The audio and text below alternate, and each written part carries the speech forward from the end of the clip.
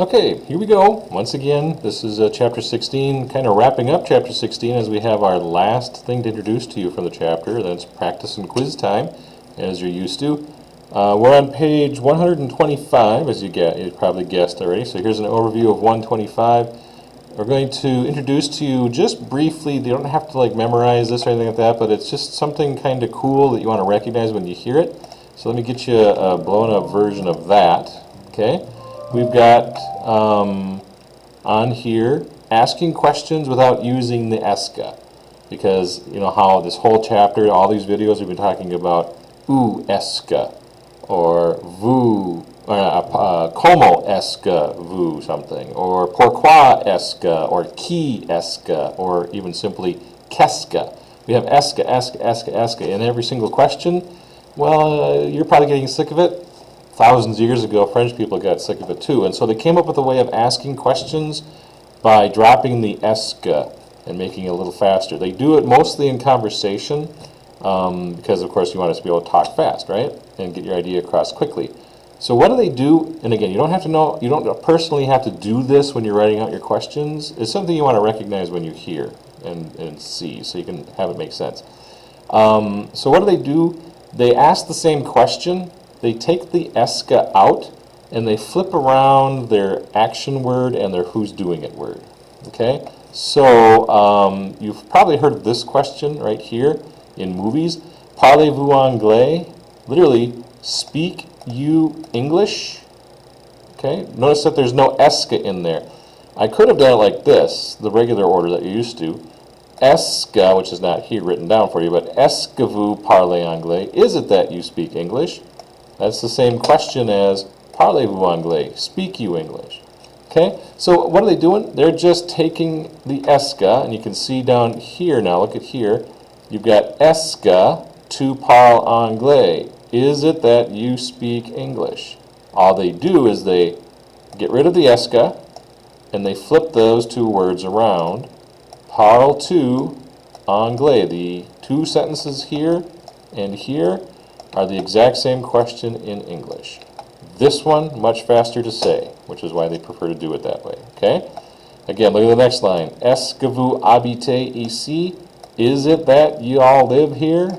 Well, to speed it up saying it, take the eska out, flip around those next two words, you get habitez-vous ici. Live you here? Or in other words, do you live here?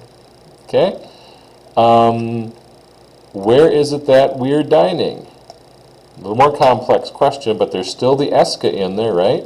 So we write down the u, take the eska out, flip around those next two words there, your subject and your verb. Où dînons-nous? Where dine we? Or where are we dining? Where are we having dinner? Both of these, again, the same question, just shorten it up by taking out the eska. Where is it that he is? Okay, kind of a long mouthful. Sounds weird, right? Where is it that he is? Well, again, the where you keep. Get rid of the eska. Flip around those two words. Put a dash in there. So you get où est-il? Where is he? Much simpler, right? So voyagez-vous? Traveling you? Avec qui travaillez-vous? With who work you? Sounds weird in English, right? But it's with who are you working? Okay? So the whole idea here is that you just recognize it when you see that that's a question, and they just took the eska out. So to practice that, I'm going to ask you the questions you see here, and I'm sorry that they're hard to make out on my picture. It's on page 125 at the bottom. I'll ask you the question using that. It's called inversion, because they invert the order of the words, right? So I'm going to ask you the question, and you figure out what I asked you. Okay? So, à quelle heure dînes-tu? À quelle heure dînes-tu? What did I ask? At what time do you dine, right? So in general, what time do you dine? And you would say, je dîne à, and the time that you guys and your family dine. Look at number 2. À quelle heure, another à quelle heure one. So, à quelle heure regardes-tu la télé? At what time watch you the TV? In other words, what time do you watch TV, right? Okay, so you tell me the next one. Avec qui parles-tu français? What did I ask? Avec qui parles-tu français? With who do you speak French? And probably, je parle français avec le prof. I speak French with the teacher. Or avec mes copains, with my friends, you know, I said. À qui téléphones-tu souvent? What did I ask? To who do you call? And souvent, remember, is often. So who do you often call? And you might say, je téléphone souvent mes amis, my friends, or ma mère, my mom, or whatever it happens to be. Number 5. Okay, look at my book because my picture is hard to see here. Comment nages-tu? Instead of going, comment est-ce que tu nages? All I've done is going, comment nages-tu? Which is asking, how do you swim, right? How do you swim? So you might say, je nage bien, or je nage mal, I swim well, or swim bad. Or je nage comme ci, comme ça, I swim so-so. All that, good answers for that. Avec qui étudies-tu? Instead of going, avec qui est-ce que tu étudies? I just say, avec qui étudies-tu? Which is asking, with who do you study? And you might say, j'étudie avec mon frère, I study with my brother. Or j'étudie avec mon copain, with my friend, and so on. Okay, so that's the whole chapter.